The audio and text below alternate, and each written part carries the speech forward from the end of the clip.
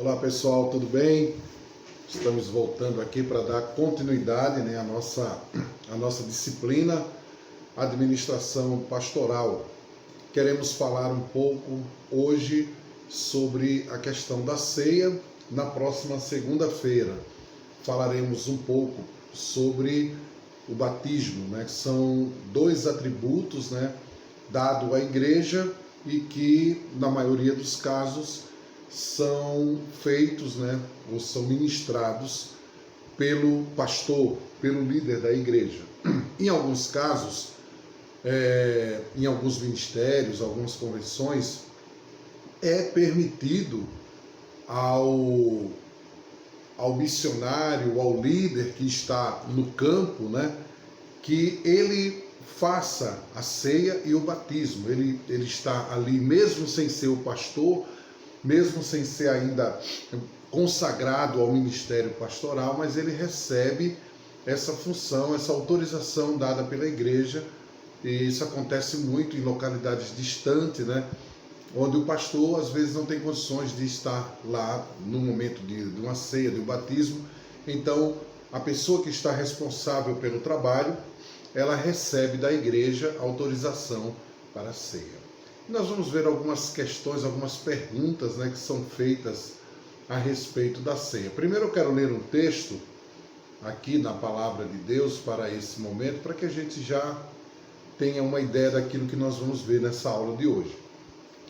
Porque sempre que comerem deste pão e beberem deste cálice, vocês anunciam a morte do Senhor até que ele venha. Esse texto é um texto tradicional que está na primeira carta de Paulo aos Coríntios, capítulo 11, versículo 26, é aquele texto que normalmente nós usamos para a ministração das ceias. Eu queria, logo de início, passar para vocês aqui 3 verdades a respeito da ceia que se destacam.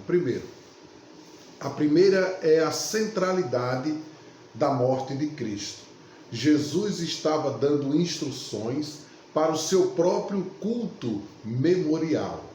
Eles deveriam comer pão e beber vinho em sua memória. Lembra da palavra que o apóstolo Paulo também usa lá em Coríntios, 1 Coríntios 11, quando ele diz: fazei isso em memória de mim. Além do mais, o pão representa não somente o corpo vivo de Jesus, como também o corpo dado em favor de muitos, enquanto o vinho representa o seu sangue derramado. Em outras palavras, ambos os elementos apontavam para a morte de Jesus. Era pela morte que ele desejava ser lembrado. A segunda verdade que nós queremos passar para vocês a segunda verdade que aprendemos com a ceia do Senhor diz respeito ao propósito da morte de Jesus. Conforme Mateus, o cálice representava meu sangue da aliança, que é derramado em favor de muitos para perdão dos pecados. Mateus 26, 28.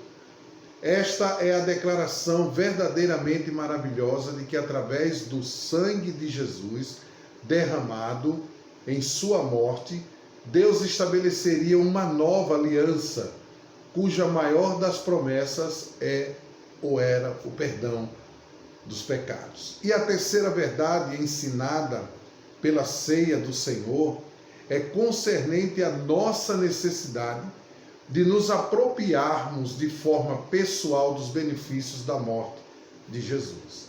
No drama do cenáculo, os discípulos não eram apenas espectadores, mas participantes. Jesus não somente partiu o pão, mas deu-lhes para que o comessem.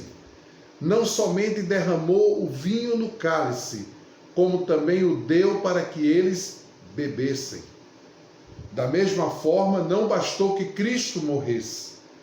Temos de nos apossar das bênçãos da sua morte.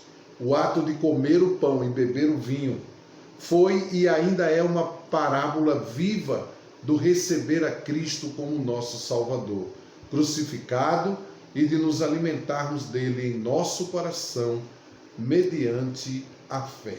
A ceia, conforme instituída por Jesus, não foi uma declaração sentimental do tipo: não esqueçam de mim, ou coisa parecida. Antes foi um drama com grande riqueza de significado espiritual. E é por isso que discernimos o corpo de Cristo de forma espiritual na nossa vida.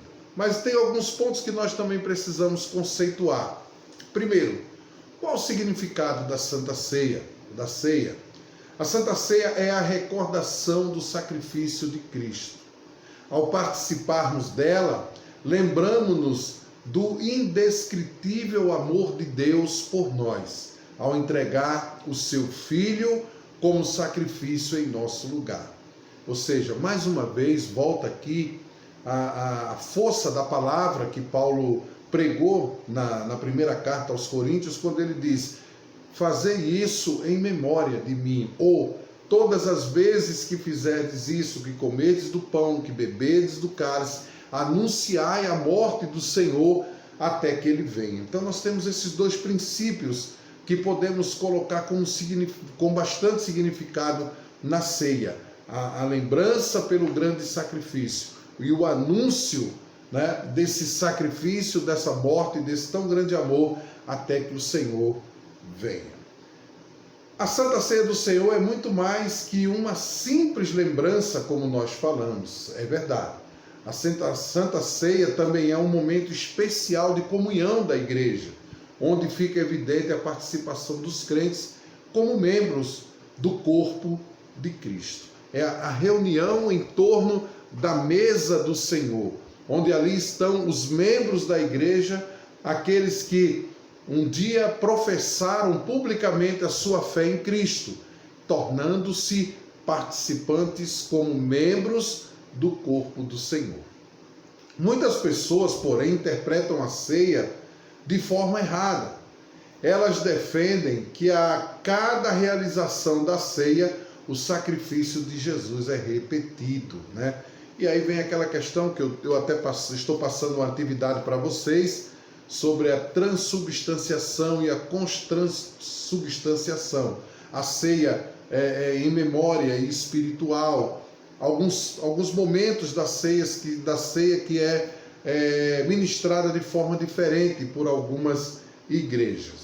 Esse tipo de entendimento é chamado transubstanciação, pois diz que supostamente o pão e o vinho se transubstanciam literalmente no corpo de Cristo e no sangue de Jesus. E isso é um ato, né, que nós já conhecemos, que é bastante comum na Igreja Católica.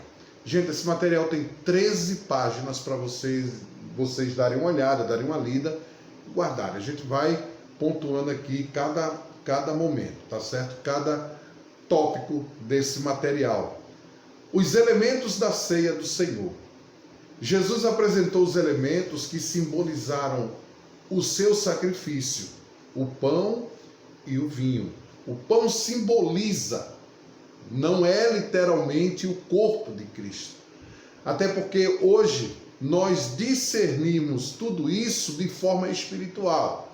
Então, o pão simboliza seu corpo partido e o cálice simboliza seu sangue derramado como uma nova aliança, né? Uma nova aliança no seu sangue.